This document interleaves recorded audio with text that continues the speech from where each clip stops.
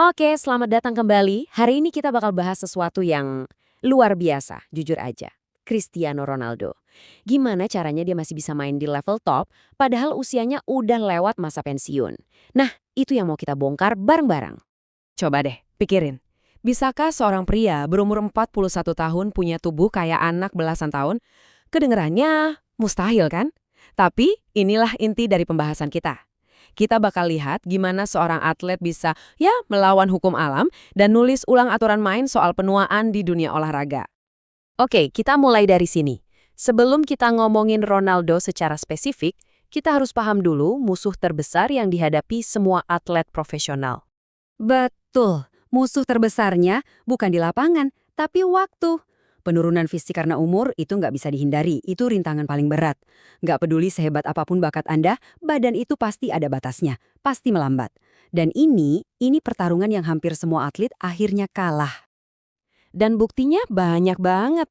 Kita lihat aja legenda-legenda kayak Wayne Rooney, Wesley Sneijder, bahkan Eden Hazard yang usianya lebih muda. Karir mereka semua kepotong, entah karena tuntutan fisik permainan yang gila atau pilihan gaya hidup. Mereka ini contoh nyata betapa brutalnya pertarungan melawan waktu itu. Nah, sekarang kita beralih ke orang yang kelihatannya bukan cuma bertarung, tapi menang lawan waktu. Inilah yang bikin Cristiano Ronaldo jadi sebuah anomali. 41. Ini umur Cristiano Ronaldo secara kalender. Umur di mana kebanyakan pemain bola tuh udah gantung sepatu, jadi komentator, atau mungkin mulai ngelatih. Dan ini 28,9. Ini umur metaboliknya. Artinya apa? Dari sisi kesehatan, fungsi biologisnya, badannya itu bekerja kayak orang yang umurnya lebih muda 1 dekade lebih. Gila kan? Ini benar-benar luar biasa. Coba kita lihat lebih dalam lagi. Lemak tubuhnya cuma 7% dan massa ototnya 50%. Angka ini tuh ekstrim banget loh, bahkan buat standar atlet profesional yang paling fit sekalipun. Dan semua dedikasi fisik ini kelihatan banget hasilnya di lapangan. Dia udah cetak lebih dari 960 gol sepanjang karirnya. Ini bukti nyata dari konsistensi dan kebugaran fisiknya yang luar biasa itu. Jadi pertanyaannya, gimana caranya? Gimana ini semua mungkin? Nah, ini kuncinya. Ini bukan cuma soal bakat dari lahir. Ini adalah hasil dari sebuah cetak biru, sebuah rencana matang yang dirancang dengan super teliti untuk kesuksesan jangka panjang. Oke, sekarang ayo kita bongkar 3 pilar utama yang menjelaskan kondisi fisik Ronaldo yang gila ini. Inilah fondasi dari karirnya yang panjang banget. Metodenya kita bisa sebut metode CR7. Itu ada 3.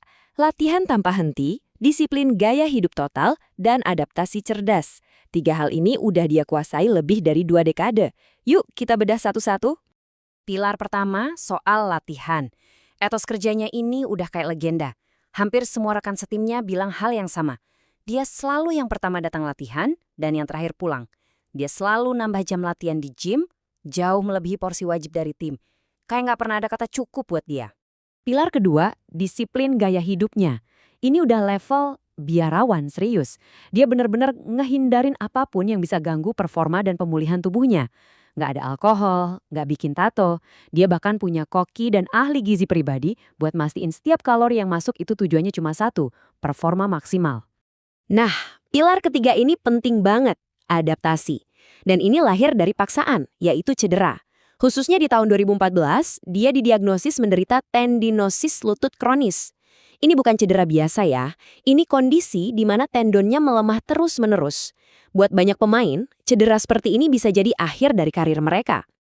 Tapi cedera itu justru maksa dia buat berevolusi dengan sangat cerdas. Dia mengubah total gaya mainnya. Dari yang tadinya pemain sayap eksplosif, lari terus, dribble terus, yang pastinya ngasih beban berat banget ke lutut, dia berubah jadi striker yang super efisien, predator di kotak penalti. Tujuannya, jaga badan dan memperpanjang karir. Oke, jadi apa pelajarannya buat kita semua? Buat kita yang bukan superstar sepak bola dunia, fokus Ronaldo ke latihan kekuatan itu secara langsung melawan kondisi yang namanya sarkopenia. Sarkopenia itu simpelnya proses alami di mana massa otot kita hilang seiring bertambahnya umur. Dan ini terjadi ke kita semua loh, bukan cuma ke atlet. Jadi, pelajaran dari perjalanannya ini berlaku buat semua orang. Buat Anda yang mau jadi atlet, ingat, daya tahan itu aset terbesarmu. Gaya hidup itu nentuin panjang karir. Dan jangan pernah berhenti beradaptasi. Buat kita semua, pesannya juga jelas. Latihan kekuatan itu kunci buat menua dengan sehat, konsistensi itu lebih penting dari intensitas, dan jadikan kebiasaan sehat itu bagian dari hidup, bukan cuma program sesaat. Dan inilah poin terpentingnya.